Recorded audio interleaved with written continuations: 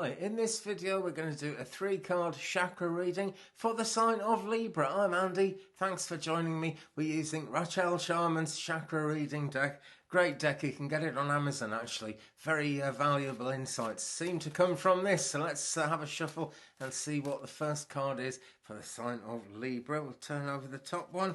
And it is grounding. It's number 4. Now this is about the Earth Star chakra, which is down below our feet. Okay, the chakras in the body start, of course, with the base chakra and go up through the 7 chakras all the way to the crown. But beneath our feet, we've got the Earth Star chakra. And above the crown chakra, we've got the Soul Star chakra. Maybe we'll come to that.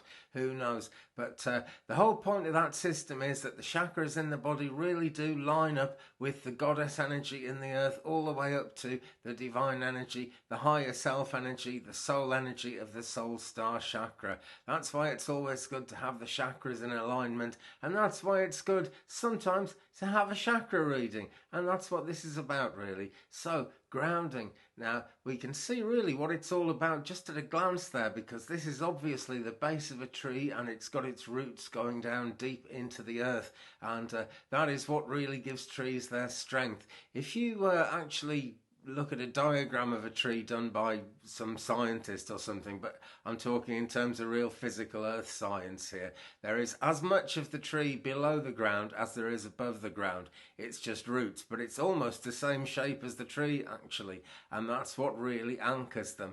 Now that is worth thinking about, because as human beings we see ourselves walking around on this earth kind of free to do what we want, but really we are rooted in the earth. Everything that makes up our bodies has come from the earth at some time or another. Maybe it's fallen from space to the earth, who knows, but it is all part of the earth, and we are all part of the earth. So it's good to focus on that, and if we're really aware of that and in tune with that idea of grounding, then we are as rock solid as the people we are, just as rock solid as a tree is, that can blow in the wind and maybe bend a bit, but is always rooted to the spot. Now in terms of visualizing ourselves being grounded, we just want to see those roots going down into the earth, snaking down to the earth, and if we want to be really, really strongly grounded, visualize those roots wrapping around the earth's core and coming back up again.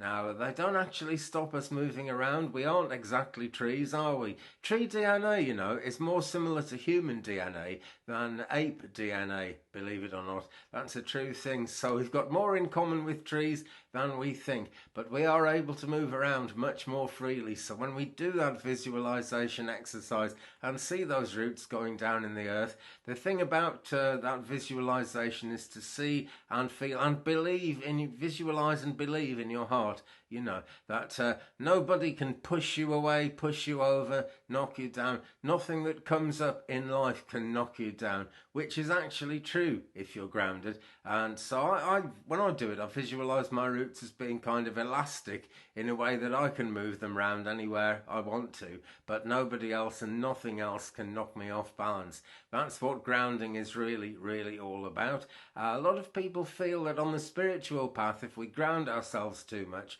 how can we kind of fly to the higher chakras? How can we work with the angels and the divine?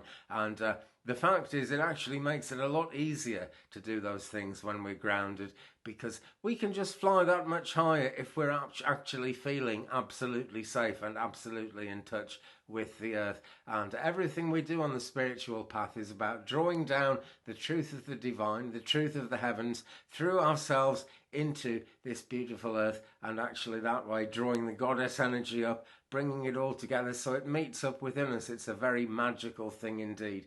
Now Libra, this has come up for you at this time. I'm not saying this is specifically a Libra thing, you know, we all need to be grounded, but for some reason this has come up for you, Libra, and not just any Libra, but Libra who is watching this reading, and anyone else who's watching this reading actually. If you're drawn to it, it's meant for you.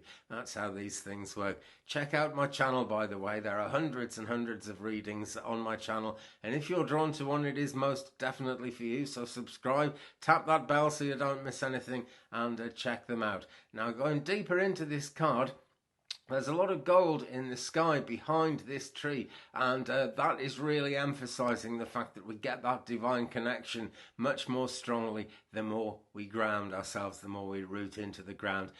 People sometimes need a bit of extra grounding, and I've no doubt as we get on to the next card, we'll see a bit more about what that means. But generally speaking, it's always good to be grounded. So do bear that in mind, Libra, and anyone else watching. Do that grounding and visualize yourself being protected as well from whatever's going on in the world, because there's a lot of craziness about at the moment. There really is. This week that I'm doing this, there are lots of readings coming in. And readings are available, by the way. Email me 35and83@gmail.com for a reading if you would like one. A small fee has to apply because I do this for a living, you know. Anyway, let us keep on shuffling, let us keep on moving, and let's see what's going to come up next. Okay. Now then, here we go.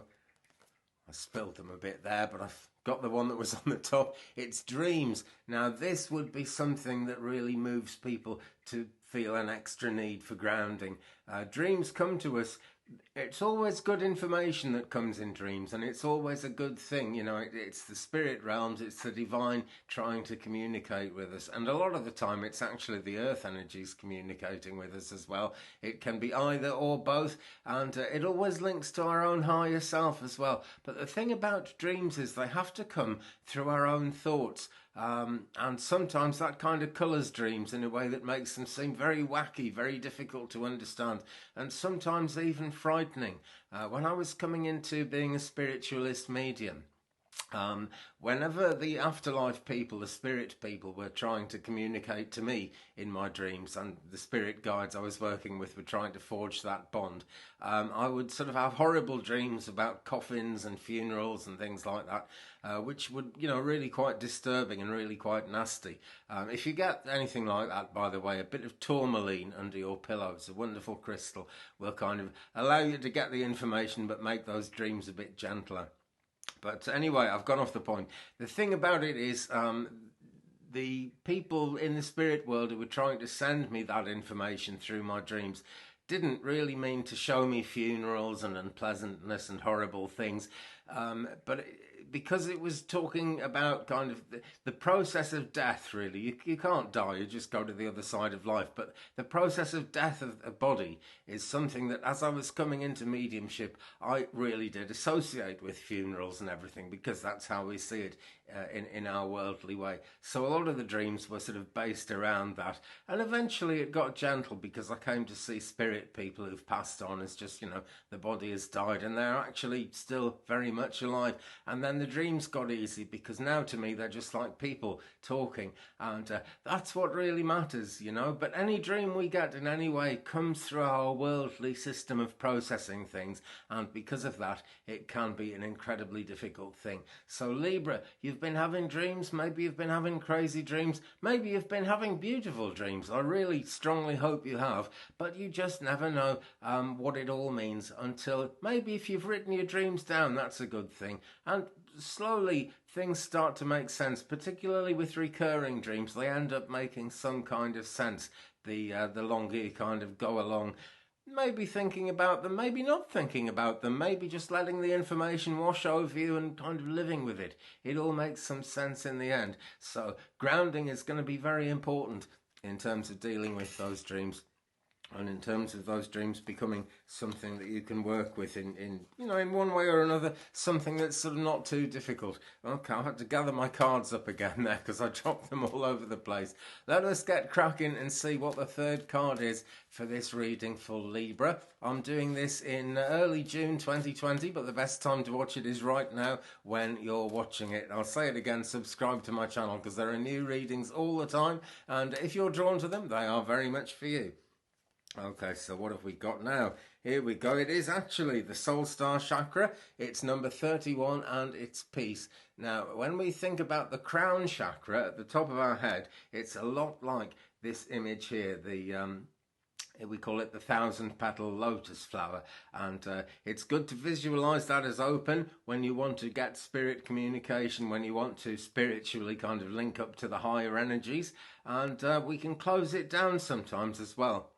if we need a rest from all that, or if we just want time to assimilate and to live with the information that's come to us in our dreams and in our meditations. So sometimes we need to close that crown chakra. It's a bit like putting a cloth over a crystal ball, but this is about the soul star chakra, which is slightly up above the head. I think they say it's about 1 foot. I don't know how they can have a physical measurement for it, but they say it's about 1 foot, about 30 centimeters above the crown chakra, and it's what links us to the higher universe, the higher energies, and it's where the higher frequencies lead us. You know, if you listen to high frequency music, that kind of thing, that's why it works. It's because it's actually linking us up to the soul star chakra, which is like the stargate. It's stepping out into the universe, you know, and that's why there's all this magic going on here, all this beautiful bright silver, well, it's white really, beautiful bright white light. And being white, it's kind of all the colours working together. It's really, really powerful image. And visualize this, guys, when you're trying to actually link to the divine energies, because this is what really happens. You know, you open up your crown chakra like this lotus flower, and all this wonderful light is just there waiting to happen, and you can see it as if the light is coming out of the crown chakra, and that's because it's linking to what it knows, it loves, and it recognizes, which is the divine energy. This is where those dreams are really taking you, Libra. Okay, but to quickly sort of go back over these cards, because they all mean something individually and they all mean something together as well. This is why we need the grounding. It's only one of the reasons we need the grounding. It has lots of other uses as well, so do get yourself grounded in the earth star chakra there, and you know, think about that goddess energy that gives us all life. But we need that because this spiritual communication is coming in dreams all the time, and this has been a strong thing for you just lately, Libra. And then when we visualize all that, and we end up visualizing this makes the big link right up into the cosmos and makes things happen. Okay, well, I'm going to say thank you very much for watching, guys. It's always a pleasure to do these videos. Subscribe, tap the bell, leave me a comment. It's great to share the journey, and it's great to sort of zero in to who I'm doing these readings for. So do leave me a comment, and spread me around social media as well if you can, please. It really helps. Don't forget to like and share, as they say. In fact, let's say remember to like and share. Because like don't forget is like negative. Remember, that's a real positive thing, and we need to keep it positive. Well, I've had a positive time doing this one. I'll be back soon with very much more to say, and with very many more readings going on and on into the future. Keep it here, keep it Twig Brother, and I'll see you again very soon. Peace.